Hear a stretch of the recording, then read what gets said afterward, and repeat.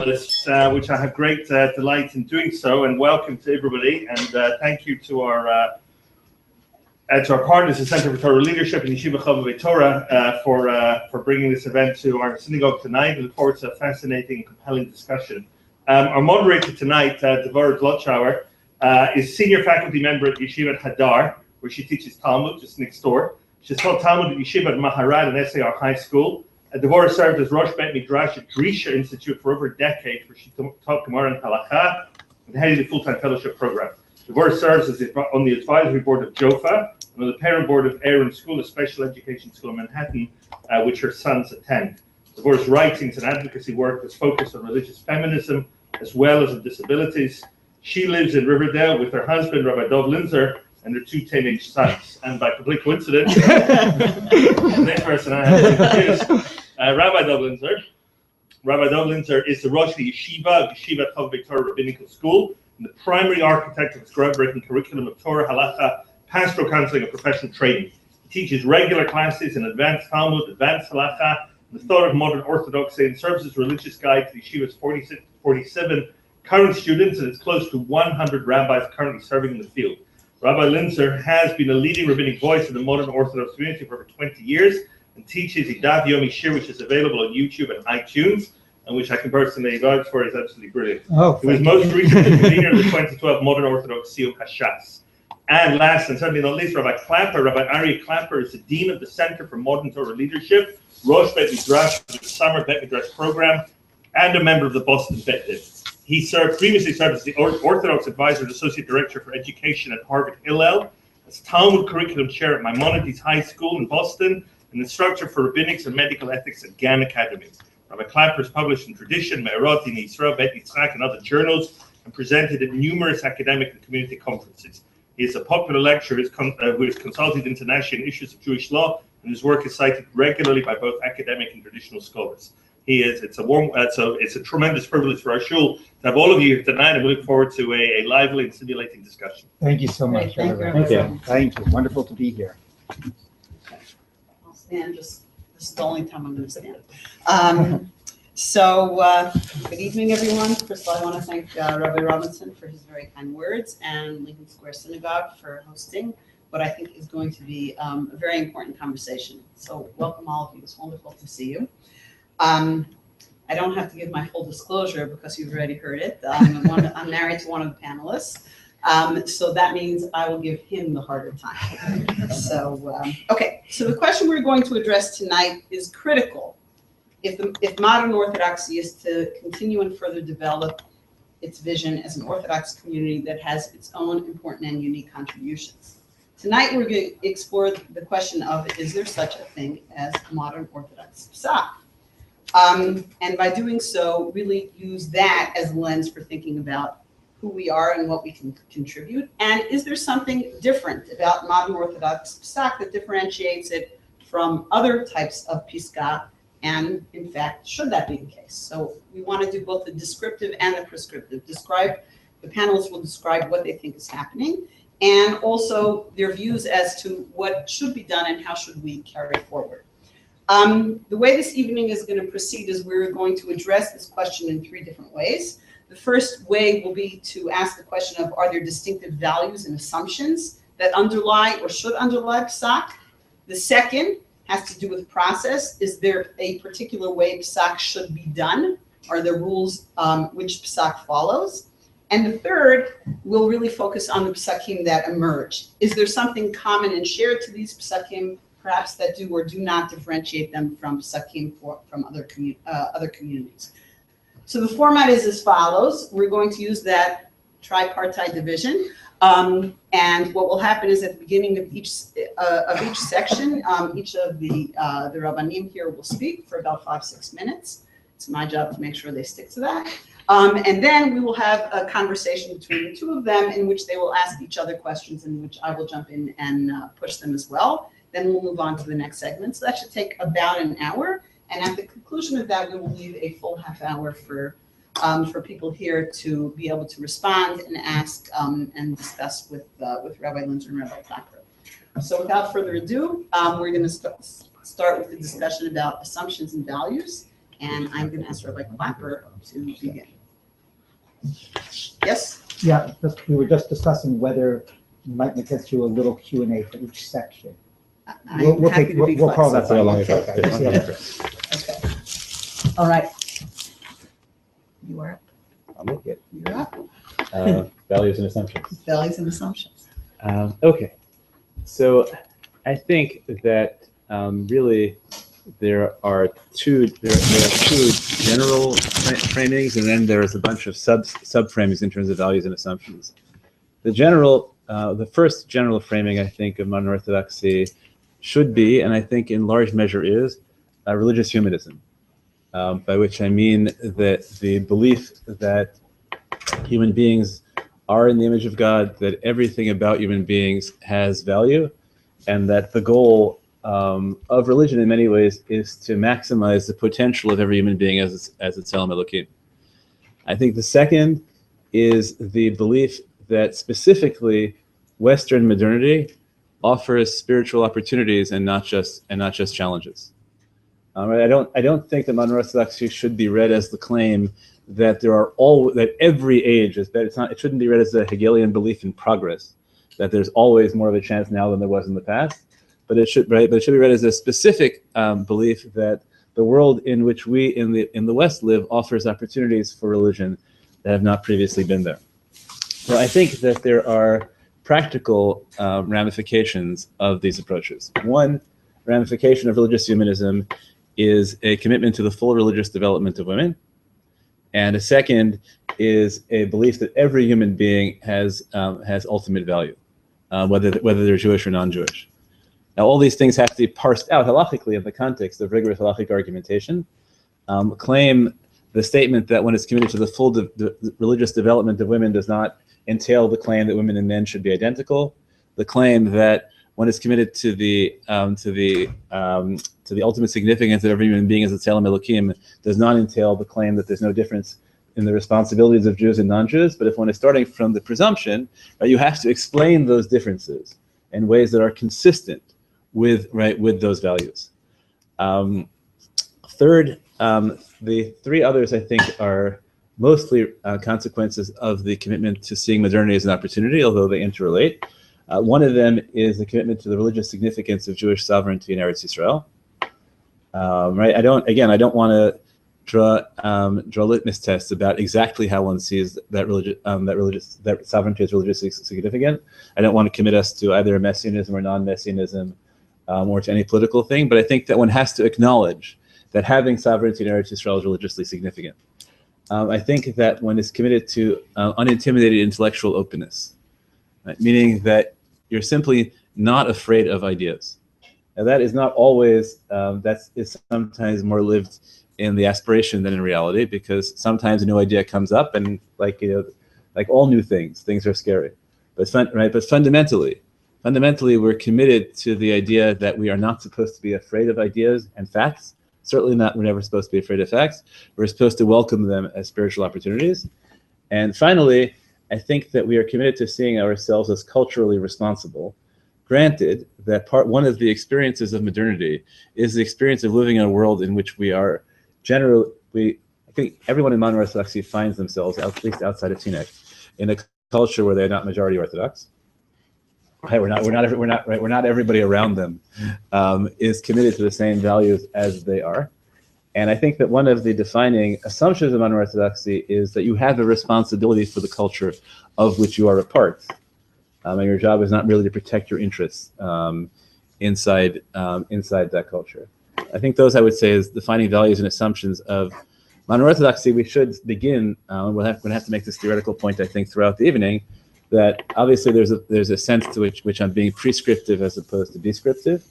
And the question always is whether you want to define modern Orthodoxy as opposed to some other group, or whether you want to define modern Orthodoxy as a subset of a larger group.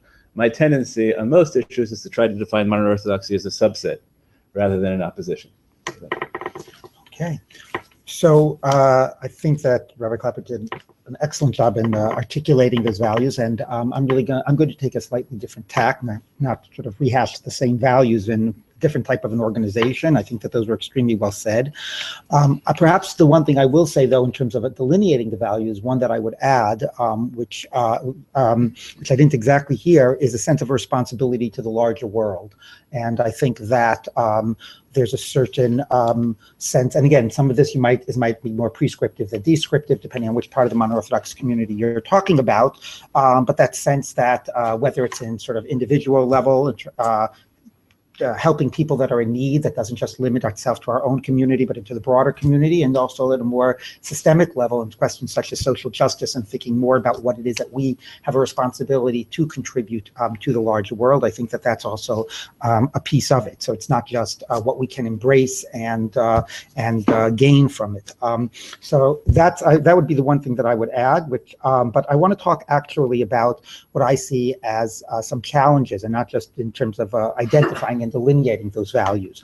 The first area of challenge, I would say, is that I think as distinct from a mono-Orthodoxy 30 years ago, the mono-Orthodoxy of our parents, right now the values that are prevalent in the larger society, dominant particularly in here in America, are ones which are less in sync with what normal we've been brought up to understand are the halachic boundaries around various issues. So whether it is gay marriage, which has changed radically the attitude towards that in the last 10, 20 years, whether it's about non-nuclear families, there are normally when it used to be what you would look on TV and see on the sitcoms would mostly reflect the reality within a modern Orthodox home. And now when you look on TV and see what is taken sort of for granted, it does not reflect that reality.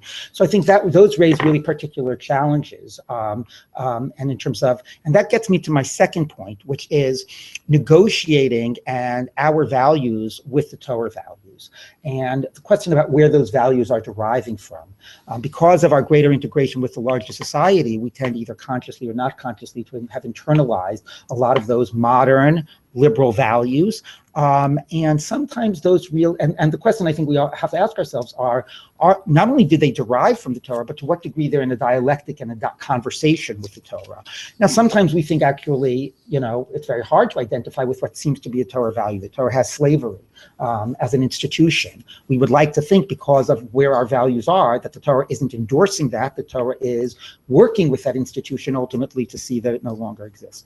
But there are other areas where it's less clear. Rabbi Klapper mentioned the issue of individual self-actualization. How much of a community have we given up on something that maybe should be a more central value, which is the valuing of the community? Sometimes the individual has to give up their own opportunities and their own sphere of activity for the betterment of the community.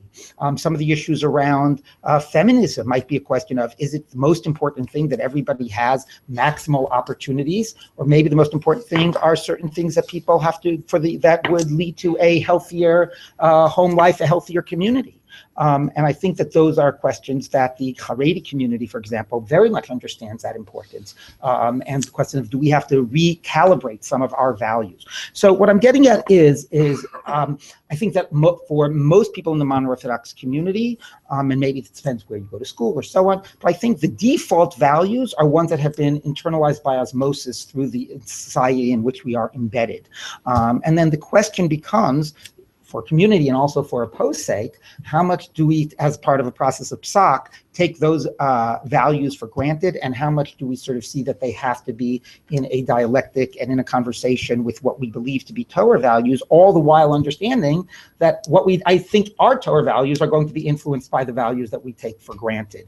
And in terms of Psak, when is it the post's responsibility to push back and to say that the community actually has gone too far with this value, and a different value actually has to be brought in because that's for the religious health of the community. So that's sort of a balancing, I think, between the descriptive and the prescriptive. Should I, I'm checking up my time. Okay, so let me then mention one or two other points about this. I would say that another issue when we think of values, and this maybe will transition us to the process of Psak, but is our own self-awareness of what I just shared with everybody, which is our sort of situatedness and how we have received our values. And how much does that sense of we are aware that where our values come from, and we're aware that, they're not necessarily straight from the Torah, and how much, therefore, and we're aware that how we see the world through our values, and how much does that awareness, therefore, play a role of our own values and where they come from in the process of Psak. The final thing that I will say is, and here I'm moving to the descriptive, and in ways similar to what I said before, but a little different. The issue, for example, of individual and community, I would sort of see as two ends on a pole, and where are we sort of finding the balance? I think also that it's the responsibility of a posek to say, where are the values that maybe nobody would debate, but our community has to do better in? How much does our community have we really internalized the value of yiras chet or yiras shamayim? How much have we internalized the value, of serious commitment to Talmud Torah? And what degree and what sort of responsibility is it, that often I think the way we see our role in the world, and when we ask a Psak halacha, it's like we want maximal freedom, and we want the rabbi to tell us that we have that maximal freedom.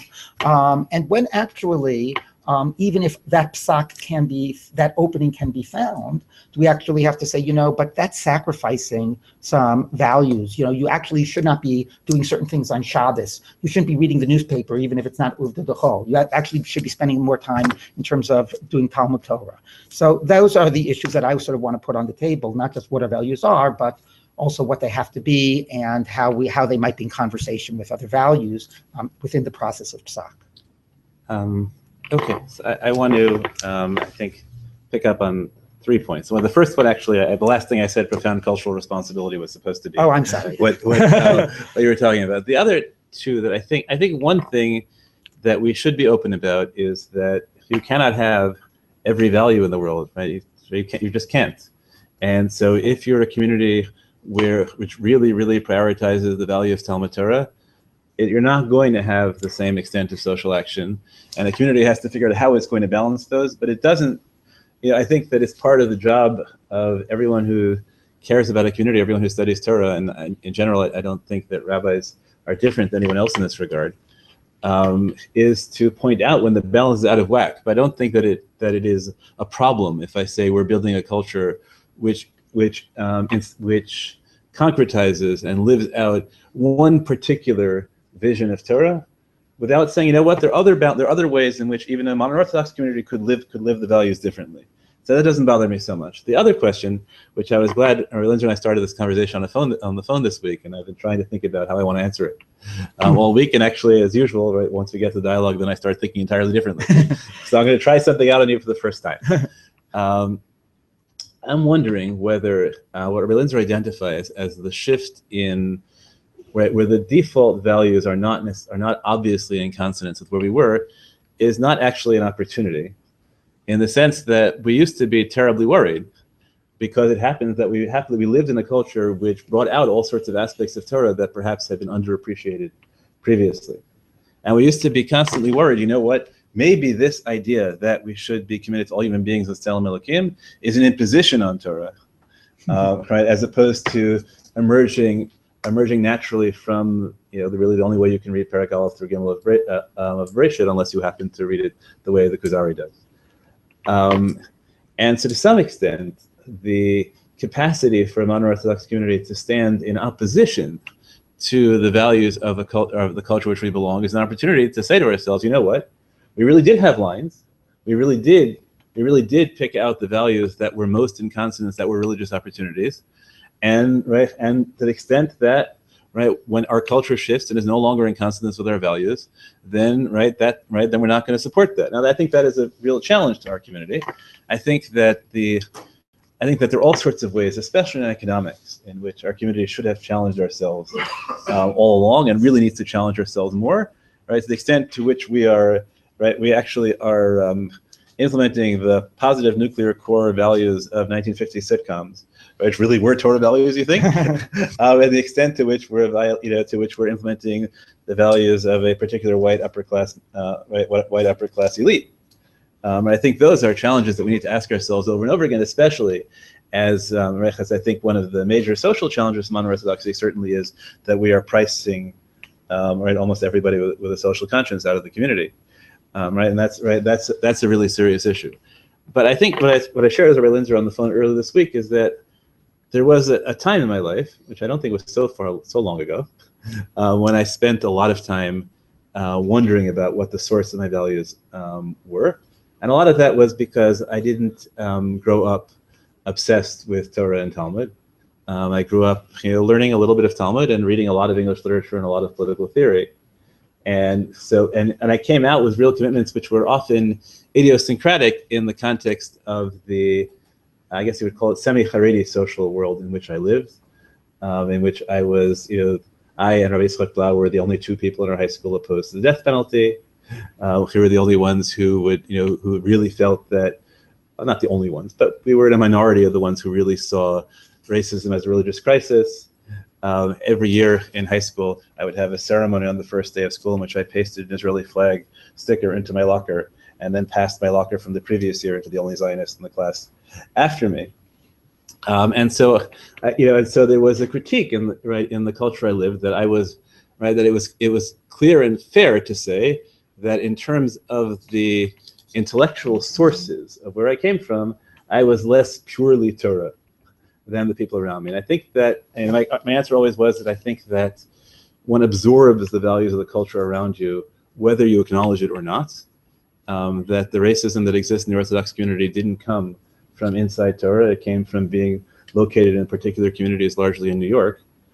And I think that at a certain point, I made a decision to learn a lot more Torah.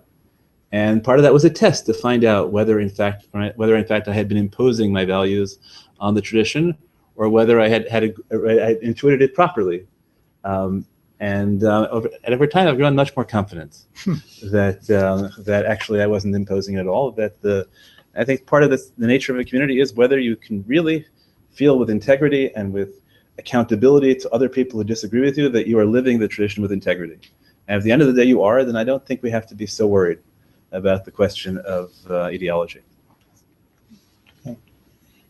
Okay, so I think what I'm going to do is break it up a little and open it up.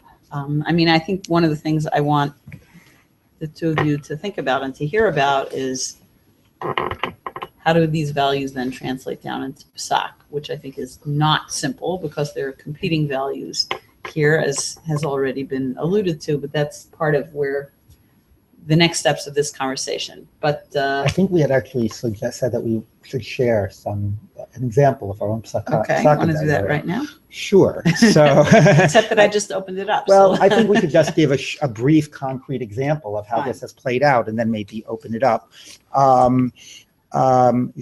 This is the problem of having a married couple. A little too comfortable. Let me give an example. Let me give an example of pushback. Where I've sort of where I've done that in an area of Psak. Certainly, there are many areas where I fully embrace the values and believe that they are the correct ones, and that has influenced me. And I can give an example of that. But I want to give what I think is a slightly more interesting example, which is when I feel that many people in the community are already doing something that could very easily be identified as a very positive value, and I actually think that it was my responsibility to say no. So I often get questions about going into a church, and is that allowed or not allowed? And if you look at the halacha, you'll see that there are different issues that are about it. Is it marasayim, people who are saying that you're going to worship there? Is it a concern that you'll be drawn after it? And the most pressing concern is if you're talking about places that actually have particular images and to which people direct prayer, is there some sense that those images are sort of become asur behana, forbidden in benefit, and then there's a real problem of deriving benefit in even being in the place, which becomes more of an issue in Catholic churches. So there obviously many people in the community will go to churches, certainly if they're on vacation and to be looking at the art. They'll go because to just observe other religious services, all in the name of open dialogue and pluralism and all these wonderful values, which I generally embrace. But I actually feel when I'm asked those questions that sometimes the answer is no, particularly, as I said, if it's about a Catholic church going into the sanctuary, or if it's about attending a service in a way that a person is not just an outside observer, but actually to some degree their presence is some form and might be perceived as some form of participation. And part of the reason that I feel, in addition to the sources that I think are sort of pushing me that way, that I think it would be a real stretch to, well, maybe not a real stretch, but it would go against the thrust of where halacha has been for 1,000 years. And one could argue that has a lot to do with the relationship to Christianity, and that there's good room in halacha to say otherwise for various technical or more fundamental reasons. But I actually feel that in an age where we so embrace this type of pluralism, sometimes that's very easy for pluralism to become relativism. And it's very easy for us to say, yeah, you have your religion, I have my religion, it's all good, this is, and there's nothing real about it. There's nothing that it represents deep theological religious commitments. There's no sense of taboo. There's no sense of there's some things that I'm not judging you. I am certainly pluralist enough, I'm not in a position to judge you, but for me to say that this is actually theologically problematic, and that actually it's a healthy thing for us to say that sometimes. You have to ask sometimes what are the costs that come with it. So there's an area where I actually think it's my responsibility, both in terms of how I read the sources and where they would naturally go. I might push them in a different direction in another situation, but here I think it's my responsibility to bring in that opposing value. So. Okay, interesting. Usually I do the pushback, I think. So I'm happy I'll do the cheerleading tonight. So I think the simple thing is ruling that there's nothing in Torah that women can't study in exactly the same way as men. That's just it's not an obvious derivation from the sources. It's a good reading of the sources, and that's a straightforward psak. I think a second one is the notion that taking property of non-Jews in a way which would be usur if you were taking it from Jews is usur, and not just if you get caught because of Chil Hashem. Right? I think those are straightforward ones. A more complicated one to relate to what Rabbi Linzer was saying is, while I think that given depending on the denomination and iconography and things like that, I certainly agree that there are churches in which it's forbidden to go into. But I think it's a really beautiful idea that part of the job of halachas in a community is also to hold the line and to react to your community. Part of your psak is going to be, but I think that one of the distinctive features of mono-orthodoxy in that issue is the idea that when you choose to not go into a church, you might actually be giving something up, right, for the sake of a religious value of halacha. I myself am deeply influenced by Rav Soloveitchik's confrontation in this, the notion that there can be different and mutually incompatible religious experiences, and that selecting a little bit from this and a little bit from that is actually demeaning to all of them. But I think that we have to put the psak about walking into churches in the context of the question. Let's suppose that you take the machmir position on the Sistine Chapel Shaila, right? You probably get it 10 times a year, right? Are we allowed to take the tour of the Sistine Chapel Shaila, right? And we have our various Gedolim stories about what Rav Linzer and Dr. Soloveitchik did when they took the tour. But I think that in modern Orthodoxy, the presumption is that there is a value in looking at Michelangelo's paintings in books, because even though it expresses a Christian religious perspective, but it has something to teach you about humanity and the human relationship with God. And I think that has to be, it may very well be that the significance of holding the line on going into particular buildings is increased, because in fact you are dealing with a community that is at risk of seeing excessive value and losing identity in that regard. But I think we should point out that it comes from that. Right, absolutely.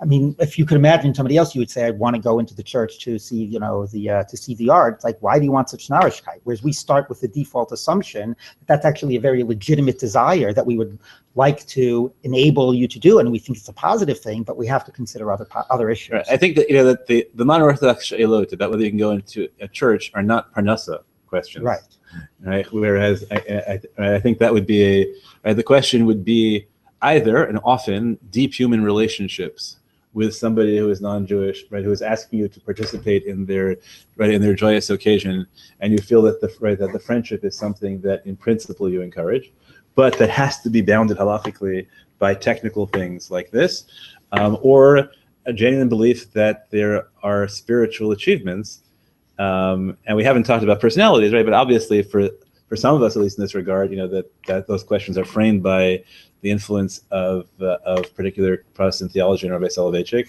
and Reluctancy Zichrono Livracha quoting Milton, right? And those just make, at least in terms of language, not necessarily portraiture, but in terms of language, those just change the whole nature of the question. I want to just put something out there. I'm not sure if you want to address it now or later because it's a little bit more process oriented, but Rabbi Linzer, when you started, you said not that people are either necessarily going to ask or listen, which is, I think, a really interesting point that gets to 2 points. One is, what does it mean to give a psak that does or does not fit where the community actually is? In other words, you might have a certain aspirational look as a posek as where you'd like the community to be, but that's not necessarily where people are. And how does one approach that question? How should one approach that question? And another piece of the modern Orthodox culture that I think comes up related to this is we could have a conversation about psak all we want. Are people asking shilas? And how do you get people to ask shilas? What kind of relationship are you looking for? Is this something about a more educational relationship, a relationship where I can imagine the shoel coming and saying, well, actually, here's why I think I should go into the Sistine Chapel. Here's what I want to see. I'm an art history, that there's some sort of conversation going on, and how does that fit in? On many levels, that's not really a traditional notion of psak, but it might be something that actually fits much more within the values of a community and of individuals who are trying to balance this religious identity, individualism, etc. So I'm not sure if you want to discuss that now or if you want to keep that on the books for a little bit later. Let's get to that for the process part. Great. So I'm just going to put that out there because I think some of these divisions are not quite so clear, but let's make sure that we get to that. So I guess I want to see if there is anything that people want to ask at this point, just to break it up a little. It looks like we have a question right over there. Please. Rabbi Linzer.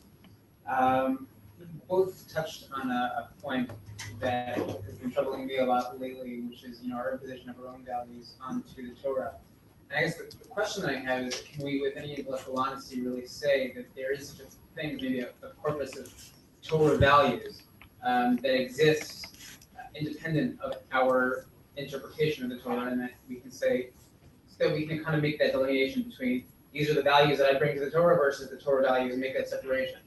Or are they all just mixed together and impossible to parse from one another? So yeah, I think I referred to that in my comments. I think that that's absolutely correct. I mean, again, maybe as one is influenced by postmodernism and understand how much we bring our own lens of interpretation, how much is there something really objective there. I think probably most of us are modernist and postmodernist in that regard. Like, we actually believe there is something that's real there, but we also recognize how much we're bringing in terms of our lens and our interpretation of it. And I completely concede, that you can go in very opposite ways. You can say Torah endorses slavery, and you can say the Torah is trying to get rid of slavery, and obviously it's all about human freedom.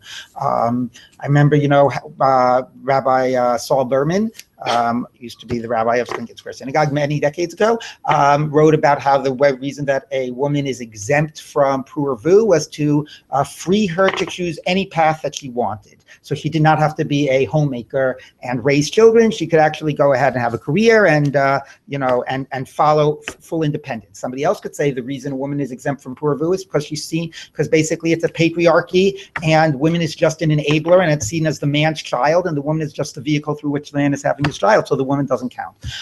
So there's really very radical ways. I completely agree that different types of approaches. I do think the Torah means something when it says, for example, tzedek tzedek tirdof, or v'ahavta l'reacha kamocha. the big thing is that I think I would focus on process, that we have to be in conversation with the Torah and be an honest, reflective process of not just, well, I can get away with reading this, but what do I really think the Torah is getting at? And I know what and to be in that conversation. I think too often the community at large is not in that conversation with the Torah. And I think, again, that it's the posake's responsibility to sometimes bring up and bring to the table some of the values that he feels are being attended to. I think this will. But, Sorry, you know what? Okay, maybe just want to make you're sure. we moderator. can Go ahead. take, I'm Sarah Robinson. I have a question about who is making the Psak, not what is the Psak. Yeshivat Maharat ordained women to pass in halacha, and when I learned in Rabbi Aryeh Klapper's kollel for 2 summers, at the very end, we all had to answer a shaila. We had to give it present to Shiva, a very complicated shaila. As a female, I was writing that Psak, and although it was technically theoretical, it was still going through the process of conglomerating sources, putting together the whole mosaic, and presenting a halakhic argument. So here's my question. How do your modern Orthodox values motivate you to bring women into the halakhic conversation of adjudicating halakha? So I think that's a perfect transition to section number 2. So maybe we'll move on to, you want to Well, take that? I take it very, very straightforwardly that I think that the process of deciding halacha is one of the deepest religious experiences somebody can have. I think that we all do it every time, right? Process of deciding halacha is the process of making priorities among values, all of which are legitimate. And that's about as profound and important religious experience as you can have. And if one is committed to the full religious development of women, so then that has to be an experience that you want women to have. It's really pretty straightforward, I think, that way. Oh, that's so interesting because I agree it's straightforward, but for a completely different reason. I think that if it's a profound religious experience, then I agree women should have it. But I actually think that more than just also making an opportunity for women, I think that it's deeply necessary for the well-being of halacha. And I actually think that, and this actually does get into this question of like the process of Psak and what that means. And I would say, and maybe pulling in here Dvorah's question about bringing people into the conversation, I would say, and this really is prescriptive because it does not happen nearly, it's maybe just starting to happen. I would point particularly to 2 things that I think we need to be thinking about if we really do believe in our values. One is having women as part of the process as postcode. And that bringing their perspective and their experiences and having their voices as part of it. Number one is how can we, if we're cutting out 50% of the community from halacha, then we're obviously, making ourselves that much poorer. If it would be any 50% of the community. But if we also recognize, and actually halacha does recognize this, as much as people want to pretend that, some people want to pretend, not in the modern Orthodox community, that it's this pristine process, but the degree that halacha actually knows that a person's biases and values and worldviews and character influences the psak that a person does, what does it mean for halacha that we're poskening for the entire community without bringing in that entire wealth of experience that women have? And that is even without getting into sort of the arguments of like Carol Gilligan in terms of like some essentialist type of a difference between men and women. So that is area number 1, which I think is just absolutely essential for the health of halacha. And the other area I would speak about, which is what Dvorah got to, which is the question about collaboration. In this regard, I think that, first of all, there's a question how somebody writes a tshuva, but let's talk about, and maybe that's, but let's talk about in terms of how a posek goes through the process of thinking about it.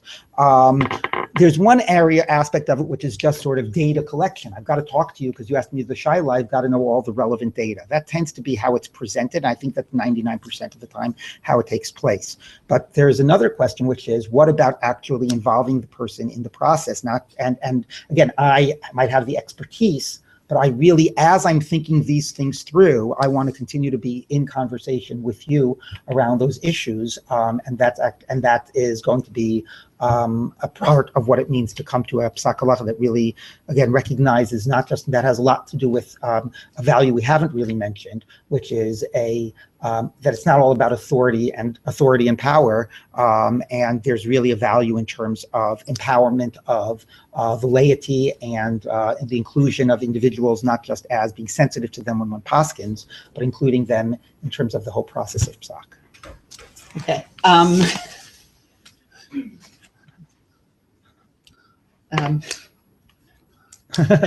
Secret things going on here. Fine. Write a little tittle. So since you talked, so are you okay going first again? Or I'm trying to make this bounce forward, but I'm happy to have Rabbi Linzer go first. Well, I thought I did go first. You did? Okay, great, perfect. Okay. I was trying we to can It's so segue. confusing. All I right. was moving Fine. us You were into moving. section number 2. My Okay. apologies. Rabbi So Klapper. we can and then- segue. Sure. So we can segue to the conversation about process. Okay, Process great. directly. So I think, so I'm going to make this a little more personal, since both of you are post-game and both of you are modern Orthodox.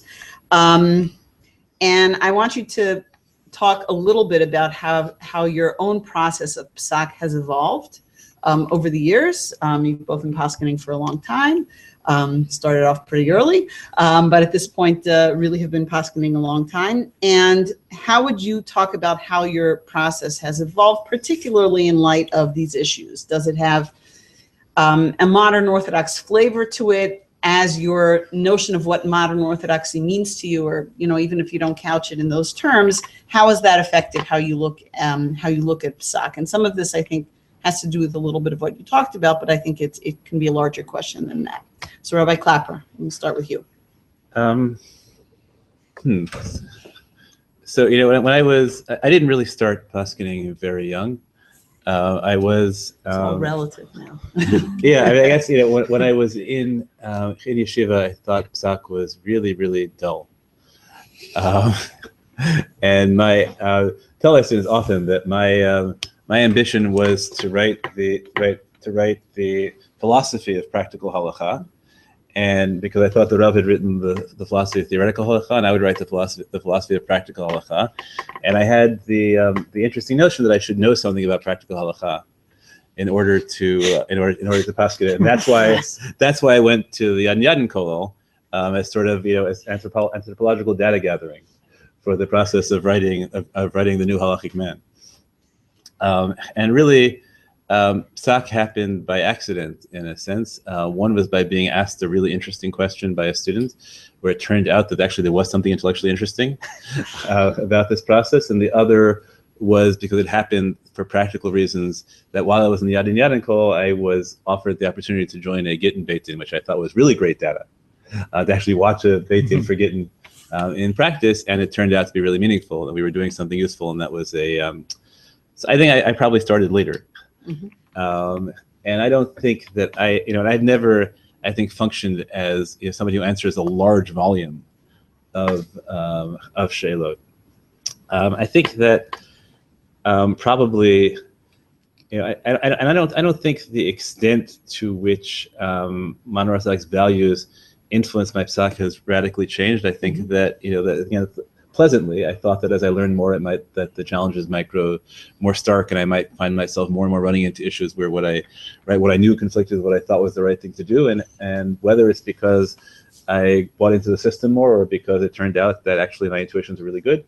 As I find myself actually that as I learn more, I have more freedom, and so that gives me. I think I learned a lot about how there often are lots of different ways to get to the same result, and so I often learned ways to. You didn't have to decide the issue, starkly on the way it was framed, and that's probably the way my Psak has evolved most, was realizing I didn't have to answer the question as presented, but I could think about what circumstances might change the question. And this was actually taught to me by non-Orthodox rabbinic students, where really the first question I was ever asked, the question that got me intellectually interested in this, was when a student asked me, as a high school student, and he had been volunteering for a Meals on Wheels program at a local local elderly care thing, where the majority of the clients were Jews, and they had the option of signing up for kosher food or not for not kosher food, but kosher food cost more. And therefore, what he was doing mostly was delivering pork sandwiches to Jews. Wow. But in practice, right? Pork sandwiches is an extreme, but let's treat it as that. Maybe it was just basar b'chalav, chicken, whatever it may be. And the question was it mutter or not? And so I spent a lot of time agonizing about Lifnei Iver, and I came up with a very, very cool chakira about Lifnei Iver that I'm still very proud of. And I came and spoke to some of my non-Orthodox colleagues at Wexner, and they said, how on earth does the Jewish community allow poor elderly people to have to pay more for kosher food? And that was the right question, right? And I had answered the wrong question. So I think that was certainly a way which I keep learning, in ways in which the question as presented is often not the right question. Second thing, I guess, is that everyone is influenced by their own experiences, and I think I began with a sort of naive notion. I think that the dialogue is really pretty straightforward, and that if you really listen to people, then there will be commensurate grants of authority, and really the only people in the room and the only thing that matters is the conversation between you and the person or the community asking the she'elah, and you can frame everything in terms of the relationship between you and them, and that I think turned out to be rather egocentric. So that communities have lots of interests that are outside the relationship with me, and people have lots of interests and desires that are unrelated to their interests with me. And the notion that because I had established a relationship with somebody in which I showed I really shared their values, that meant that when the next hard question came up, that they would just follow my psak because I'd already established a relationship. That turned out to be naive. So I guess in a sense that I became more cautious that way, and that I thought that Psak could shape a modern Orthodox community really directly, and I've come to think that Psak can regulate a modern Orthodox community to some extent, but probably shaping it is much more a function of education. That's where I share your notion that we should take Psak as occasions for education, because that's really how we're going to shape it.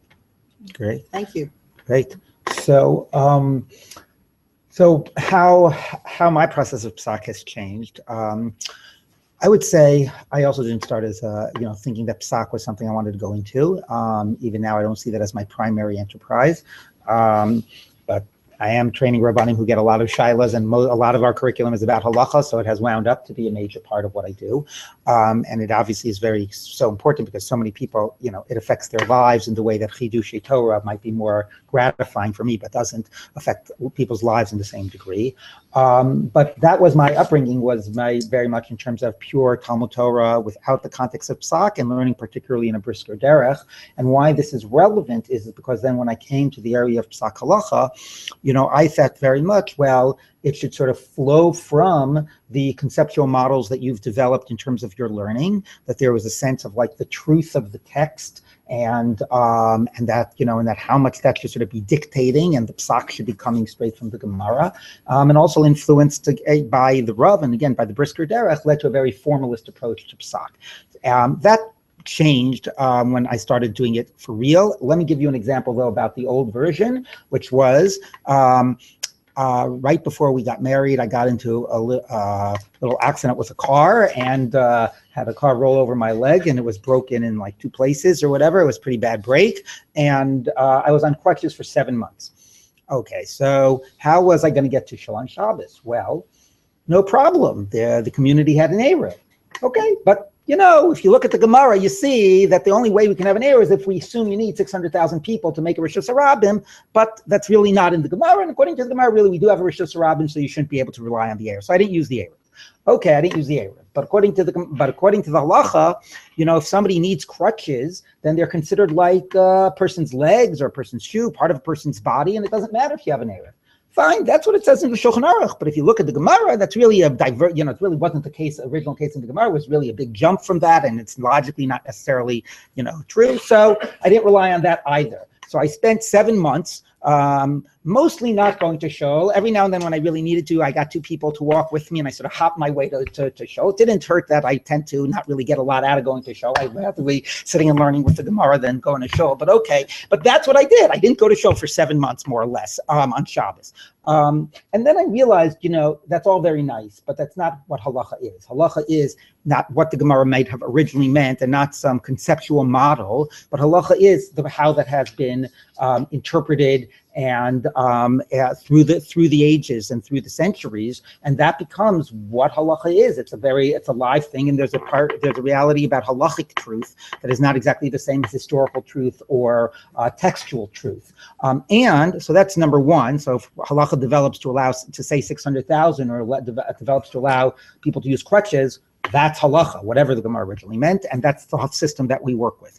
But I would say more than that also is a move away from the importance of a formalist approach. While I still, when I originally learned the sugya, I learned it with these conceptual models, I also very much appreciate, and I think this is what Rabbi Klapper was getting to, that the best way to come up to I see, for example, the difference between Rav Moshe Feinstein and Rav Yosef is that Rav Moshe Feinstein, he builds this model of what he thinks the sugya means. He builds this conceptual building, and then you either fit in the building or you don't fit in the building. Now, he's very creative, so he often is able to build a building that gets him where he needs to go, but it's one particular building that he is building based on the Gemara. Whereas Rav Yosef, he doesn't have any buildings. He's just got a huge toolbox, and he's got thousands of tools, or whatever, dozens of tools in them. It's a Durabanan, it's a Svek, you have this position, you have that position, and whenever you come to a shaila, you just search around in the toolbox. I know I just characterized this once, you don't like this, but anyway, search around the toolbox till you find the right tools or the right set of tools in order to get the job done. And that's not very intellectually satisfying, and it's pretty boring reading a tshuva of Rav Yosef, I have to admit, okay, but it gets the job done pretty well. My process of Psak is one that recognizes that that's really my responsibility as a posek, so I obviously still balance my natural tendencies. The final thing that I will say about in terms of how my process evolved, I'll say two final things. Number one is, I think, confident. I think confidence. I think Rabbi Klapper was speaking about this as well. When you just start, you want to be much more, you don't want to be saying anything that original and anything that new. And then when you both are more confident about your values and people are coming to you more, and you're confident that there's a community that listens to you, and that confidence is reflected, and you're checking yourself out in terms of other poskim, and you see sort of that you're operating within that conversation. So I think that's an important part. And the final part I'll mention, which going back to the question that was asked a while ago, which I don't do barely anyways, even though I talk a good game, but I do think it has to be much more part of the process, is this issue of collaboration. And I'm just going to tell a quick story that I tell when I discuss this, because I just think it illustrates it. Very quickly, when the yeshiva first moved into a new space, we couldn't figure out how to place the mechitza. And we're very makbid, the mechitza goes down the center, but we couldn't figure out how to do it in a good way. So there was a woman who was coming, she was in Columbia University, and she was davening with us. So first few days, fine, had to daven like off to the side. If it's not yet a regular thing, according to Moshe, you don't need mechitza, fine. But then it started becoming a regular thing. So we didn't know what to do. So I looked around, I couldn't come up with any good solution. All the solutions were bad ones. So I figured the best of the bad solutions was you could daven in my office, door open, right alongside the base medrash, and that would be the solution. I called her up. I thought I was being very generous and magnanimous and giving her my own private space and my office space. I called her up. I apologized for the fact that we had to find a solution at all, and I gave her my office. Anyway, one day she was davening in my office. After the first day, all the guys sort of got into action and figured out how to solve the mechitza problem. So great for them. 3 weeks later, she calls me up and she says she wants to have a conversation. Well, okay, fine, come have a conversation. So she said, Rabbi Linzer, I got to tell you, I was very disturbed about what happened. I said, why? I thought that was the best solution. It was the best I could do. She says, I didn't feel that the answer wasn't the best possible answer. That might have been the absolute best possible answer. What I was so deeply offended with was that you decided for me. You didn't say to me, look, here are my parameters. Let's figure out what solution is going to work best for you. And I really think that issue about finding when we should be collaborating is something that reflects a value that we have as a modern community, but that we have not yet incorporated within the process of halacha. Okay, so I'm going to, I think there are three things. One is I will do my pro forma claim. No, learning Rav Vadia is one of the coolest and most fascinating you can imagine. But someday we should teach Rav Vadia together. Okay. Or learn together. I think that what I would say about the methodological issue in terms of derech halimud is that we always have to be careful that when you form a community is going to have essential attributes and accidental attributes. There's no real reason for modern Orthodoxy to in any way be connected to Brisk. It just so happens that the dominant religious figure of our movement, the two dominant religious figures of our movement for the past 80 years, happened to be Briskers. There was a time when Rabbi wrote Halachic Man, when you could argue that Brisker learning had a particular affinity with a particular kind of philosophy that was dominant in academia. But I don't even think that was true in America. I think that was true of Berlin in the 1930s, and so there was a certain extent to which that kind of analytic philosophic movement made it over to the States, and so for a really narrow group that had value. So I think it's just a mistake to believe that modern Orthodoxy has to have any connection with a particular derech halimud. I think Dvorah asked us, right, preparing for this, who do we think of as a modern Orthodox posek? So one of the historical models for me is Rav David Tzvi Hoffman. Rav David Tzvi Hoffman's method, not his method of learning, but his method of Psak and his Tshuva goes as follows. He quotes the Shulchan Aruch, he quotes the Kitzur Shulchan Aruch. That's it. His Tshuvot are amazingly creative, because having quoted the Shulchan Aruch and the Kitzur Shulchan Aruch, he then says, guess what? They are talking about this reality, and we have this reality, and now we have to figure out how to apply their psak, which is given in those circumstances, to our circumstances, and amazing creativity comes in the context, which involves absolutely no manipulation of sources at all. Now, Rav Tzvi Hoffman in his learning life was capable of giving fascinating shurim and writing cool scholarly works, but his Tshuvot, until you get to the point where he paskins, are utterly I would describe them the way you describe Rav Ovadia.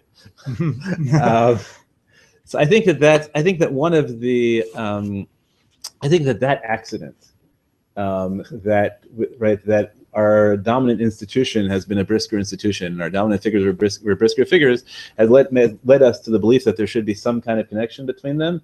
There isn't, and we should also be writing theologies of modern Orthodox Pilpul, and not just theologies of modern Orthodox Brisk, and we can have like Rav Nachum Rabinovich, paskening through academics, or a Herschel Schechter who believes, unlike you, that the development of the last 500 years is irrelevant, and all that matters is what the Gemara said, and if you can show the Rishonim based everything on a textual error, let's start halacha from scratch. And I think we have room. In modern Orthodoxy for all of those positions, and we should not tie ourselves to one or the other. The other thing I would say just is that, again, we have to be careful of the descriptive and the prescriptive. One of the critiques that was often leveled in modern Orthodoxy recent years was that our halacha was too, and then in Orthodoxy in general, our halacha is too controlled by Roshei Yeshiva, like Rabbi Linzer and myself, and not by shul rabbis. And obviously, by standing here, we are standing against this position, and taking the position that Roshei Yeshiva should in fact control Psak in great detail. But what I mean to point out by this is that people to claim that the Roshei Yeshiva were not listening to their students is a mistake. The students asked questions to the Roshei Yeshiva because the Roshei Yeshiva did listen to them and did give them what they wanted. There was a critique about whether the Roshei Yeshiva listened specifically to 19-year-olds who had been really, really excited by the year in Israel, and whether that was a good cross-section of the community. But the notion that modern Orthodoxy is unique in its approach to collaborative psak, and that, let's say, Haredi psak is always authoritative and people don't listen, that's not true to my experience, because I know that I have family and friends who talk about their experience with great Haredi poskim, and they do exactly the same thing. They listen, they care about the values, they talk, if the person is learned, they talk through the sugya with them. So I also, so I think we should aspire to psak which listens well, but I'm uncomfortable making the claim that we do it better at this stage. Do it better than non-modern. Oh, the collaborative. Oh, I agree. I think we do it very poorly. So I was holding that out as a desired atom, not as something that we're actually doing. So I want to pick up on some of the things that you said. Now I'm trying to remember all of them, but let's talk first about this whole issue, which you alluded to, about going back to the Gemara and textual variants and so on. Because I think that when we think about process, one of the questions that come up naturally in terms of if we're modern is how much are we using other types of disciplines? How much are we using academic Talmud, that sort of sees the layers of sourcing? How much are we concerned about, different history as how much are we concerned about different textual variants and so on? I would say here that I think in very much in contradistinction to conservative Psak, when it's done in a way that more closely parallels how Orthodox Psak is done, that this does not have a big part of the conversation at all, that this is not similar to the way that I spoke about how certain, halacha develops and how it's not what the Gemara says, but it's the Gemara through the Rishonim. There are things which have been accepted as the normal tools of Psak and the normal types of texts that have been canonized as Psak. And I don't think that these can be introduced directly. I don't think you can quote a Tosefta and a Midrash halacha and think that you can derive halacha from that. I think that to me, the way they operate is that the more I see those elements, the more that inclines me to give weight to a particular read of a Rishon, to a particular way of understanding a Gemara. It sort of operates in the background to inform how I'm dealing with what I see is the conventional texts and methodologies. Some areas of, we can go one by one, somewhere Shinu Nuschos plays a role and so on. Academic Talmud certainly does not historically play a significant role at all. I don't want to belabor this. If you have a actually I do have quick response I want to belabor it. You want to belabor I want to belabor it. So I think we should. I think 2 minutes to belabor. I think we should. We should remove the label academic and talk about traditional Talmud study. We should engage in traditional Talmud study, which involves Shinui Nuschot and things like that. I think generally we might agree or disagree about this, but I don't see that as a modern Orthodox issue. What I see as the issue is that I think one of the consequences of seeing modernity as an opportunity is that we should want there to be lots of halachic options and lots of halachic tools in the toolbox, so to speak. So I think that we'll each develop our own way. I tend to think that all the things you're talking about are default settings, but that we should have. But when it becomes necessary, there should be the occasion to, and I'm very glad Rav Nachum Rabinovich exists and says, what? Guess what? All of halacha has been based on a typo, and let's start over. And if there's a real reason, there's a real need for that psak, I'm very happy. I think that's the opportunity we have of having, all the Rishonim, right? We have hundreds of Rishonim, and the dangerous thing is, we have much, much more than the Beis Yosef did. The authority of the Beis Yosef, in large measure, is based on the notion that he had comprehensive access to the sources, and he was the Masef L'Chol HaMachanot. The truth is that there is almost no issue in which we do not have access to much more and better editions of everything the Beis Yosef had. And I think that we should figure out how we maintain the inertial impact so that it's a legal system. But I'm not bound to the history of halacha, that we can only start from 10 years ago as opposed to 500 years ago. Really not. I just want to say one thing, which is I actually very much appreciate that, and I would like to go that way. And I do think that one thing that we have to say that we haven't said yet is that I think that modern Orthodox Psak is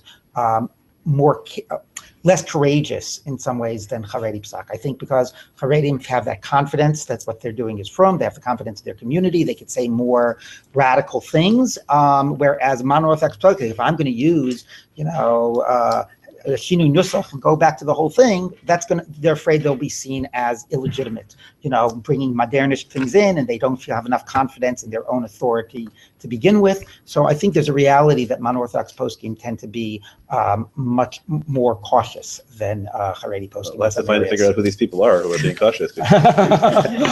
Okay. Well, I have something to say, but first I'm going to open it up. Yes. Hi, my name is Jude Ravel. So something that wasn't addressed in this segment was, I guess, I think there's a lot today of people who think that they're entitled to opinions on halacha because there's so much access to information, articles that are published or by Ilan or whatnot. And so, people might, read a couple articles or have an internet discussion on Facebook and think that they they learn all they need to know and they're ready to pass things for themselves on their cases. So I was wondering, what you think of this sort of trend, and is there a way to kind of run with this trend, or is it something that needs to be pushed back on? So we talked about this last time, but I think the short answer is, I think in a Torah, it's vital to the definition of a Torah community that we think that knowing more Torah in some way privileges you in a values conversation, and that we all aspire to have the deepest, right, to live our lives in the deepest Torah way we can. But also, I think then this is perhaps more mono-orthodoxy, that we also think that there is real value in making autonomous decisions. So I think the short answer is there are lots of cases where people could, if they wished, not ask questions, not even talk through the sugya. If that is what they do, then the teachers of Torah in that community have not succeeded. So, go ahead. Fine. You go ahead. So this just struck me, Rabbi Klapper, because this is kind of the first time that I've heard something identified as modern Orthodox Psak, right? Because brisk isn't modern Orthodox Psak, and people-centered or subjective isn't modern Orthodox Psak, but autonomy, or moving towards autonomy, or encouraging autonomy, is part of what makes this a process that's modern Orthodox Psak. I like that. So I will stand by that. Okay. I will stand by that. Okay. Now okay. First you. Yeah. Hi, Matt. I have a question for Rabbi Linzer. Mm-hmm. How would you explain and square the concept that the Shainim and the Peskin that we have don't seem to read the Gemara in the way that we feel is the most natural reading of it, with the concept that ultimately all Psak stems from what we have in the Gemara? I'm not sure I understand the question. So you discussed how you learn the Gemara and you come up with one conclusion, and now you have the Rishonim who learn it in a way that doesn't seem right. And my question is, how do you square that with the fact that all of our Psak, the Gemara is seen as the ultimate source. So all our Psak comes from. I understand. So I don't think that I was being clear, because the issues that for example, the example I gave of the 600,000 or the crutches was not a part of the normal process of learning Gemara. Those were things that Rishonim brought in when they were doing Psak, not when they were doing interpreting the Gemara.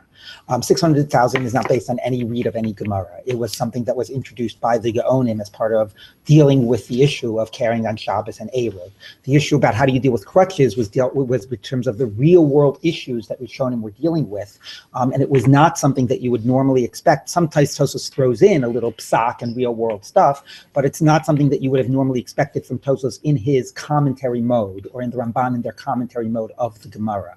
So I actually very much learned the Gemara through the Rishonim. I actually think that very often the machloksos in the Rishonim are reflecting not only from a brisker perspective, different conceptual models sometimes, but I actually sometimes think bringing in academic Talmud, which you don't want me to use the term, but anyway, that it sometimes actually reflects the differences that exist between the layers and the different voices in the Gemara, and some are picking up on one sort of stage and others are picking up on another stage.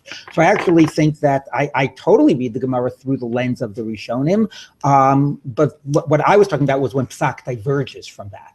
And that was my initial hump to get over, because I thought, of course, like you just said, that's the source of halacha. So figure out the different ways of understanding it, and you'll know Psak. But then all these other messy things get in: real people, history, economics, all these things that people have to deal with, finding a way to come up with an answer that might not be a natural sort of flow from what the Gemara is saying. Can I push you on that a little bit? Which is maybe that delineation between sort of the Talmud Torah versus the practical halacha Psak is maybe not something that's quite so useful. In other words, ultimately, especially based on what we discussed at the beginning of subjectivity and being aware of where you're coming from. Any read of the text is going to, is going to include practical life, history, culture, and that line Right. is actually, that's a false line, perhaps, and maybe that's those will be part of what's a happening. lens, but when you're thinking about it, you have a problem, a practical problem you have to solve.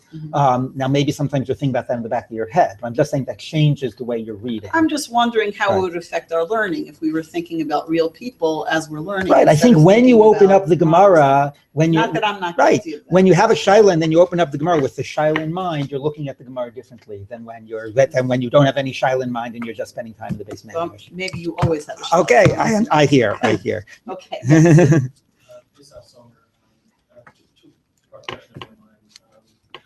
Two things that seem to me, if I had to think about the difference between modern Orthodox Psak and more Haredi Psak are, number one, I'd say it seems that modern Orthodox Psak seems to have more room for values to be part of the discussion as opposed to just a strict loyalty to the text, come what may.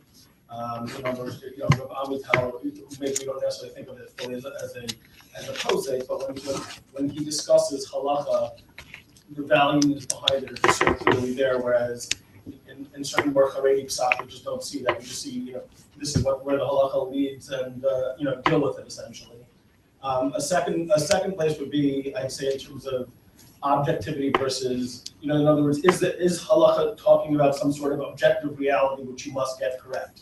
So, for example, if you're talking about get and then you do it the wrong way, you are inherently creating, mamzerim, as opposed to recognizing that halacha becomes what halacha is. That it's essentially that there's not a correct answer that God is going to hold you to. So I'm just wondering, I guess, whether those two areas seem to you recognize those as being a difference between the two groups. Yeah, the other way around. The other way around. I was going to say the same thing, but you said it much better. Exactly the other way around. Haredi Psak is suffused with values. It assumes the legitimacy of its values, and on issues like Mamzeris and Agunah specifically, it very carefully, explicitly balances social concerns. And the great Haredi poskim were matir Mamzerim and were matir Agunos in all sorts of different ways. And the notion that Psak should be mechanical is an accident. It only exists in YU, and it only exists among people who bought into this notion that the Rav really thought this, which he didn't. That's really, I deny it utterly. I guess what I'm distinguishing, I'm not including, let's say, Rav Moshe or Shlomo Zalman within that. So who are the Haredi poskim? My sense is just when I see modern Haredi, when I see current Haredi Psak, it seems to be less Rav Moshe like, less Rav Shlomo Zalman like. In other words, that sense that one got from their Psak that they did take those things in. It seems to me it feels less that's what's good. So let's be frank, right? There is good Psak and bad Psak. Right? Rav Moshe and Rav Shlomo Zalman are great Psak, and they have not created, so far as we can tell publicly, a generation of poskim who are equal to them. There's an opportunity for modern Orthodoxy to produce great Psak, but we also have not produced great poskim of that sort. All great Psak will be suffused with value. All great Psak will be sensitive to the people in the community you're talking about. And that is not, I think, a modern Orthodox versus Haredi issue. There are differences in the values we will bring in, but I don't think that's a function. As I say, to me, it's much more likely that modern Orthodoxy will fail in that regard because we have a particular theology of Brisk, as opposed to Brisk as an intellectual tool which we can recognize as parallel to certain analytic philosophy movements which are useful, and certain kinds of formalist legal movements which are useful.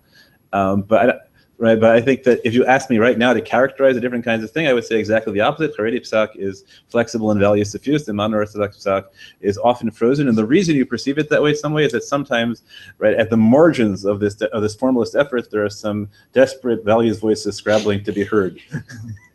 So let me just add to that, because I think that maybe where you're coming from is that modern Orthodox laity, and sometimes even poskim, will admit that values are part of the process, whereas Haredim will not admit it. At least very often, that's been my experience, because then that taints it, and if it's about, that makes it seem like it's, it's kichomer b'yad hayotzer, and they want it to seem more of a pure process. So I think that there's more of an admission, but not necessarily in the tshuvot that you're reading. In the tshuvot that you're reading, I would agree that with Rabbi Klapper, the values come out more explicitly. Here's another difference. A, there might not be the values that we agree with, but B, they also feel extremely confident that these values are total Torah values.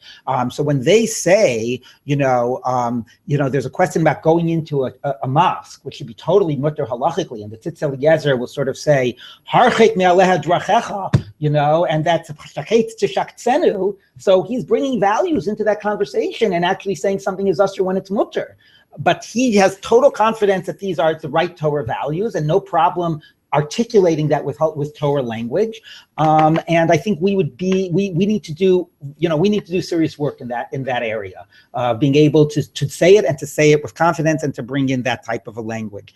And I do also want to agree that I think that this issue about values and formalism, you said it was an accident that we have adopted a formalist approach. I don't think it's such an accident. I think that maybe it is, but here's a thought about why maybe it makes sense. We as a community, whether we're talking about halacha or not, this gets back to some earlier comments, don't speak enough about our values and Torah values, and are they in sync and are they not in sync. And I remember once I was giving a class on Orthodoxy at the yeshiva, and I said, why is it that we are not more talking about, our responsibility in terms, not we as a community, in terms of Torah values? Why are we not more explicitly, bringing that into halacha and so on? And some students said, because if we were always talking about our responsibility in terms of Torah values, we would feel totally at odds, based on how many people assume what the real Torah values are. We would feel constantly in conflict. And I think that partly because of that reason, what the Orthodoxy community has decided to do is to take halacha and separate it from anything else. We're committed to halacha. We don't want to talk about the values. We don't want to talk about anything else. That's who we are. We're committed to halacha. So that frees us from having to worry about dealing with some of those values that we might find challenging. And that's where the formalism kicks in. And I really think it's our responsibility to bring that into the conversation. Yeah, take this one. I think we'll move on to the next subject. I think we're at 30. Well, the first one picks up on Rabbi Linzer's point that, in a sense, the Aryeh poskim are more radical because there's a certain lack of confidence in more modern Orthodox positions. And I don't want to put words into your mouth, but I had the sense that you thought this was at least somewhat regrettable. Is there a danger that if modern Orthodox poskim did have more courage, that it would lead to some balkanization within the halakhic community? First question. Second question concerns this discussion about values, and have we somehow or other slid from the world of Psak is somehow or other to the world of Das Torah when we're talking about values?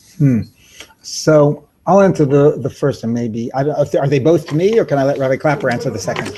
So yeah, that's right. So let me answer it very quickly, which is yes, I do think it's regrettable. Will it lead to balkanization? If that means that we're going to take a radical positions around like issues around gender issues, or issues in terms of let's say we decided we don't need a mechitza anymore, we can't win into a minyan, right? So that would lead to that gets to the third part of the discussion also, which is the results. That could lead to definitely balkanization. But let me give you an example. Haredi poskim, if you ask a shaila, hilchos nida shaila, they will sometimes come up with very radical kulas because they are confident in their psak, they're confident in the frumkeit of their community, and they really care about pruruvu and people having kids. So I don't think some type of areas we need to just say the same things they're saying, not just be more confident in terms of things we would say that they're not saying. They are sometimes saying things that we're afraid to say in areas of Nida and Shabbos and so on. So I do think that there is that issue about the lack of full sense of self-confidence and authenticity and legitimacy that sometimes holds us back a bit. So I'll only address the second because I think the first will come up again. So I think I often say there's only one time in my life when I've been shouted down in a modern Orthodox shul, and that was I used to like being, giving provocative titles to speeches. So in a modern Orthodox shul, I once took the daring step of titling a speech "Why Modern Orthodoxy Should Believe in Das Torah," and I got shouted down in the second sentence. Never made it all the way through. So let me try. I'll try and having that, raise your hackles that way also.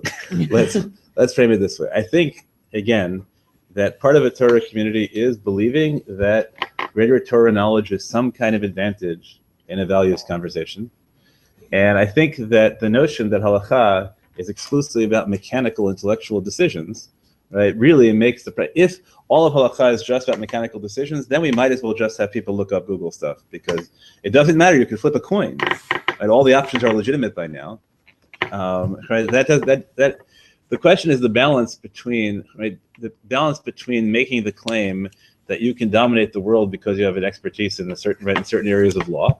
That's one extreme. And the other extreme is claiming that halacha is not intended to express anything about values. We need to find some space in the middle where we recognize that the capacity to decide halacha well has to involve some kind of deep capacity to reflect and instantiate and concretize Torah values. To the extent that a posek does that with the confidence of their community, then the decisions won't appear as das Torah, because everyone will recognize that's the way the halacha should develop.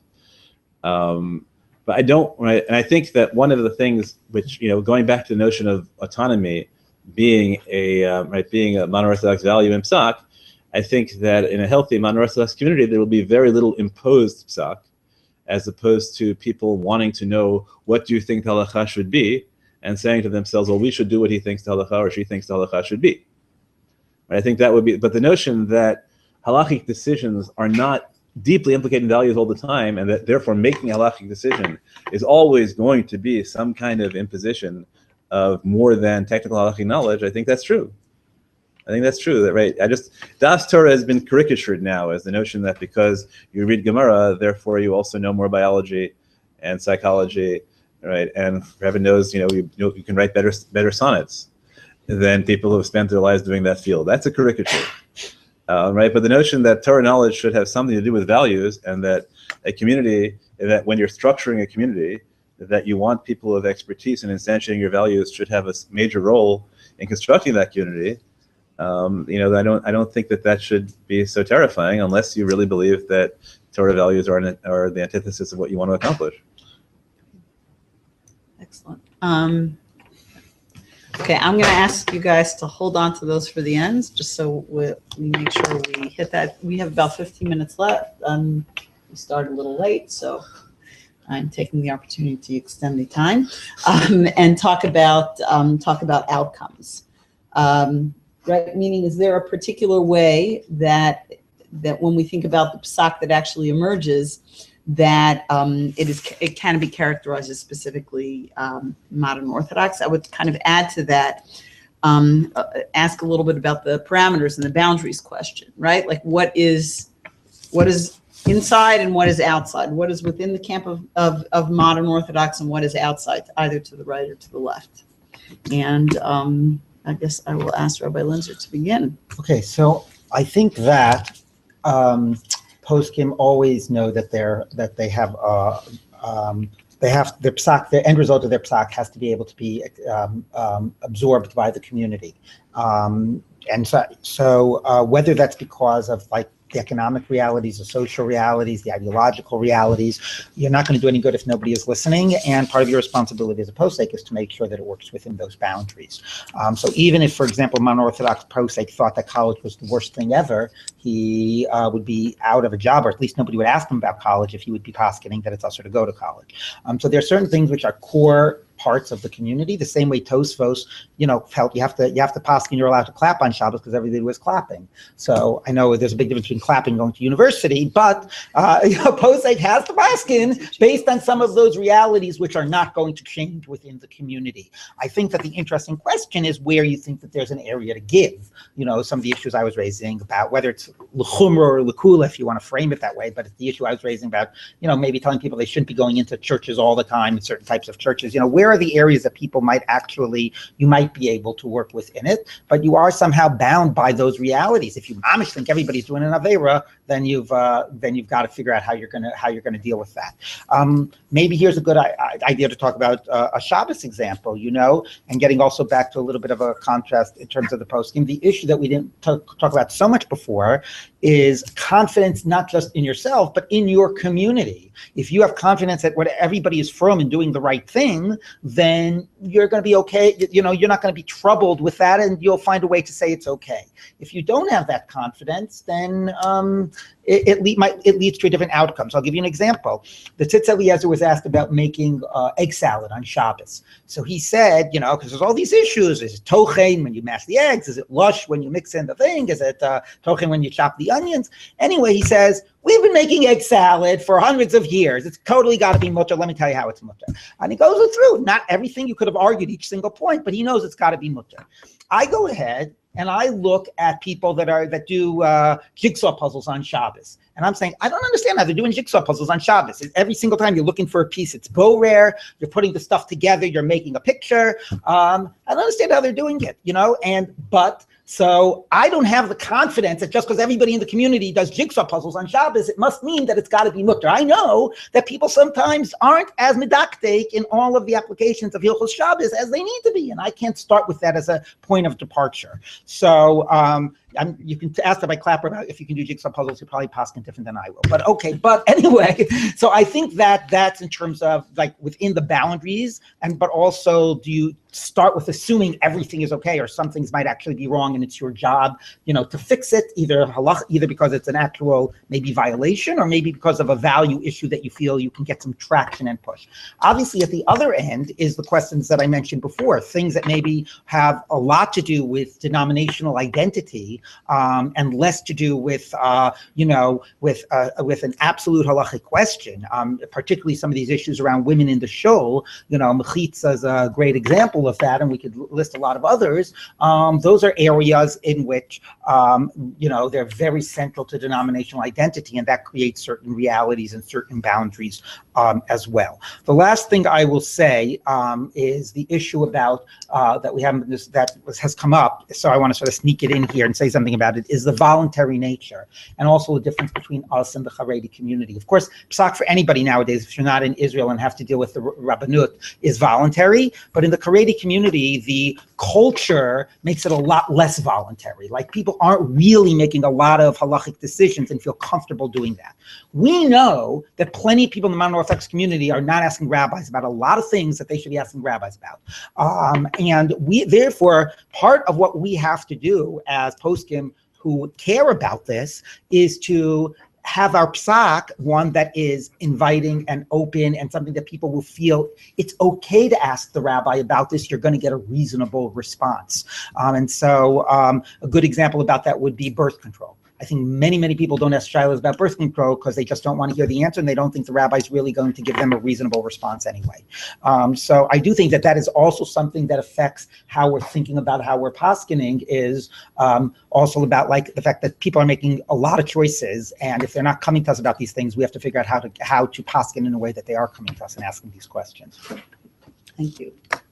Okay, there are lots of really cool things to talk about, and I won't talk in religious works. I won't talk about any of them. So I'll come out in the questions. I wanted to talk very briefly about three things. One is, I think that maybe even only two.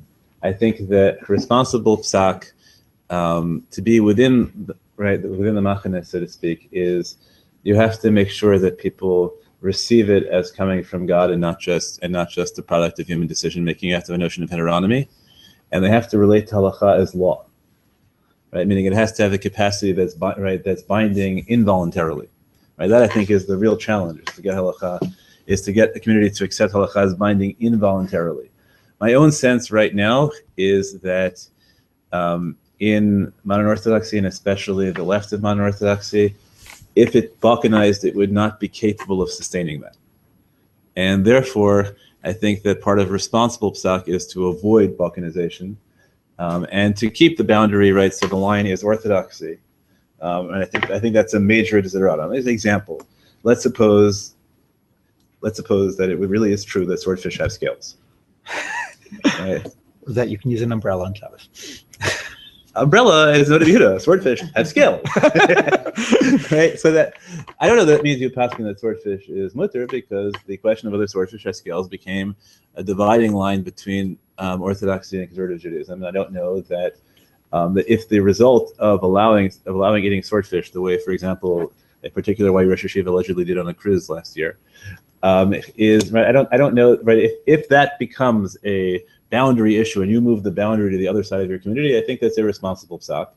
And I think that's also why certain things you don't necessarily go as far as your community wants, even if you might want to go that far, because right, you have to be aware, right? You can't falsify the halacha, but you don't have to take every chiddush that you can if the consequence is that people will no longer relate to halacha as law. So I think that's one major shift, and I think that's a defining aspect of modern orthodoxy, is the insistence that we experience halacha as law. The second thing is I think that there's a really useful notion that comes out of Supreme Court jurisprudence, where they talk about different levels of scrutiny that you impose on results. So I think that modern Orthodox psak, as I don't like strict scrutiny is a misnomer, because nothing ever survives strict scrutiny ever. But I think that, let's say, I think that psakim that differentiate between Jews and non-Jews on anything, on any interpersonal behavior, I think that modern Orthodox psak looks at that with suspicion. It doesn't mean that the result is impossible, just we look at it with suspicion. Right? I think there are a range of areas there which relate to the achievements of the full human potential of all human beings, and the recognition of the religious value of the state, and the notion that ideas are something to celebrate and not be afraid of.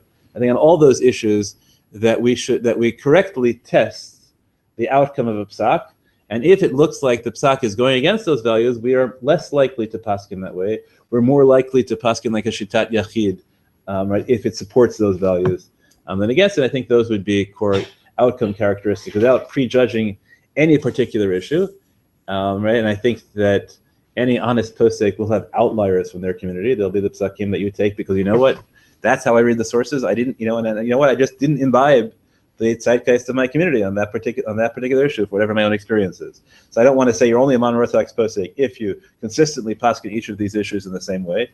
And we can have real fights about how we should handle Shemitah, for example, in America. Right? I think we need a much bigger conversation about what it means to be a religious Zionist posek in America and handle Shemitah, and we haven't had any conversation about it at all. But I think we could reach very, very different results about the Heter Mechira, all things like that. I think that those would be the way in which I would have an outcome consequence. Thank you.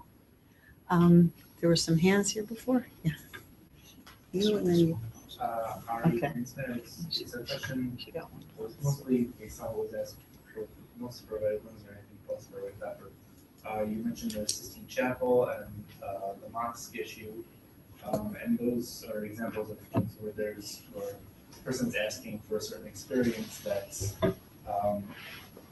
and to kind of the value of that experience is part of the answer to the question. Mm-hmm. And some other examples might be not religious, like Scout few years ago, the bodies exhibit, mm-hmm. Where there was an ethical issue, or the opposite, where there's a religious thing like going to Har bias, where that would be a religious experience. So how do you make that decision without having personally had that experience?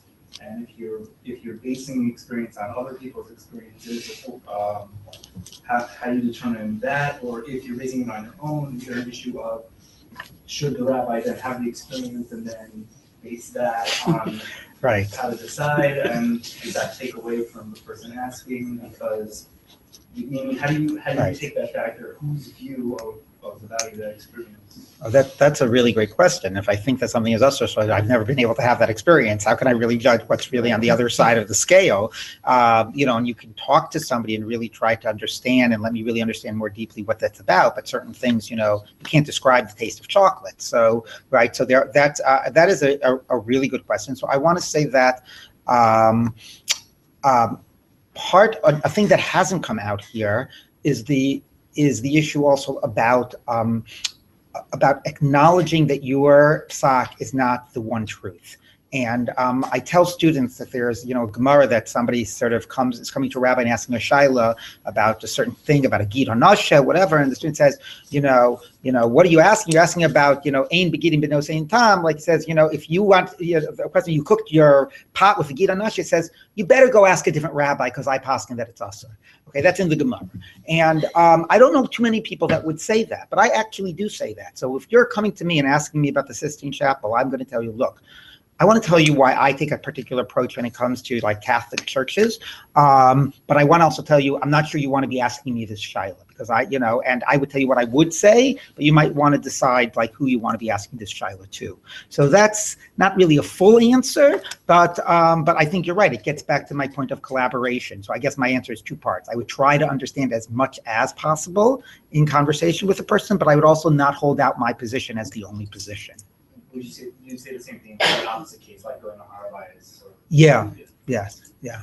So that's a great question. I want to say that I think that's you get the award for best question of the night. Excellent question. I often tell my students that that one great reason to become a rabbi is that somebody has to read all the books to decide what's usher. And that solves a lot of my shilas about avodah zarah and all those sorts of things like that because you have to know all those things. The Gemara explicitly tells me I have to know all those things, but I think this is just a slightly more. And I'm glad you mentioned bodies, by the way, because I'm really vociferously against that. So I'm glad to say that I think that that you can all know it's completely usher. But I wouldn't ordinarily say that, and there's a reason because I think we have to talk about what it means to ask a shaila. None of us have mandatory jurisdiction, so nobody can make you ask a shaila to us, right? Unless it's a matter of communal policy, right? So, even your shul rabbi probably has no authority whatsoever, even in the most healthy community, to make you ask the shaila about that. So when you ask a shaila to somebody, it's because you want their authority, right? So if you ask me about the Sistine Chapel, so you're right, I might not be able, unless we have a really deep relationship and you really ask all your shailas to me and I have a really deep understanding of your experience and you choose to ask me. Right, I can't pass in the shaila, and I wouldn't tell you, unless you came to me, probably. But usually, when people ask shaila like that, it's because they want the authority of the person. So I can tell you in that regard is, I can't tell you it's mutter. I haven't had the experience. Maybe if I had the experience, I would agree with you that it's mutter. But you want my authority, right? My authority. I can't tell you that. If you want to find somebody else I recognize the legitimate authority, and they tell you that, so I'll tell you have a right to ask the other person. But if you were to ask me, the only answer I can give is this, and you're asking for my authority. If I were to give that answer to the Sistine Chapel question. And I do want to say by that, not everybody wants yes. Somebody once came to me with a question, like, I don't remember, I think about churches, not Sistine Chapel. I said, I'm not sure you really want to ask me because, here's that question. I said, no, that's why I'm asking you, because I really want to go by what you say about this. So. Or because they need an excuse not to go to the wedding. No, that wasn't the case. Actually, that was actually not the case. I'm going to give you the last word. So one thing that Rabbi Klapper said right before you got onto the last section was about how Psak, we have so much information now that Psak could be a coin toss and it's more about values. And in terms of process, could that be the groundwork for changing the Psak process and having some experts in values and some experts in the source manipulation? And just have the people who know about values decide what the outcome is and then farm because it seems like if I want to take what you're saying, that's that reading this, that kind of the manipulation of the sources is somewhat unrelated to this values question, which is the dominant one, assuming you can find at least something. I'll let you That's fun. Good to have questions for you again. I would say is that we're in really bad shape if the process of manipulating the sources is not intrinsically one which makes you reflect on values. When you're playing with the sources, what you're doing, at least in my vision, you're assigning probabilities to outcomes. And outcomes have intellectual probabilities, they have textual, right? They have coherence probabilities, they have textual probabilities, which they have correspondence probabilities, and they have moral probabilities, which is coherence with the whole set of Torah. And every time, and as I read a text, I should be thinking, well, you know what? right? That's a less likely reading of the text. Is this the kind of circumstance in which I'm allowed to adopt a less likely reading of the text? Is this a circumstance in which I'm allowed to paskin like a shitas yachid? Is this the kind of thing that that will cohere with the way I do halacha generally? So I like to think that they are intrinsically connected, and that the kind of model you set up is would be reflective of a failure, right? Where I wouldn't want to be the bureaucrat whose job it is just to come up with those solutions. But even then, right, as the Netziv says in Akdam the Shiltas, right? So once I came up with a mechanism, so then the next shiloh would be determined in accordance with the mechanism I came up with. So I'd be right. So the mechanism is only relevant if it actually has some determining impact going forward. So you never want the mechanism to be done without values. But if it's just values, then I think again you lose the notion of halacha as law. So I think they have to constantly interpenetrate, and you have to want the people to be the same, or at least you want the halacha people to be suffused with values. You want the Nevi'im to at least understand there is such a thing as halacha. Right, and I think that's if to the extent that we've gotten away from that, then it's really a very serious failure. We need to try to fix it. So I'll just say reflect on two parts of this. I agree with everything Rabbi Klapper said. I think that part of the problem is one thing I want to point out is the word manipulation, which I don't think is a good word to be using in this context. I think engaging the sources, I think that gets to the problem about, again, some of the things I spoke about, that we don't think it's values-based. We think it's all formalistic. We think, so it's all just a question about manipulating. Also, the problem that we didn't, I think, raise enough here is that I think for a lot of our community thinks about halacha as just something to be avoided and gotten around, and find a way that it doesn't constrict your freedom, as opposed to something to be embraced and engaged, and something that informs us of values, and that values is very much part of that whole process. So I think that that I would use a word more like engaging the sources and navigating them maybe, but more engaging them, which speaks also about the issue about sources deriving from those. And there was one other thing that I was going to say that I completely forgot. Okay, so that wraps it up. I want to thank Rabbi Klapper and Rabbi Linzer for a very interesting conversation. And I'm sure they'll hang around for a few minutes, very few in the You also have to go back to that. Thank you all very much. I'm not going back tonight. Oh, you're not? Okay. All right, thank you. Thank you very Thanks. much.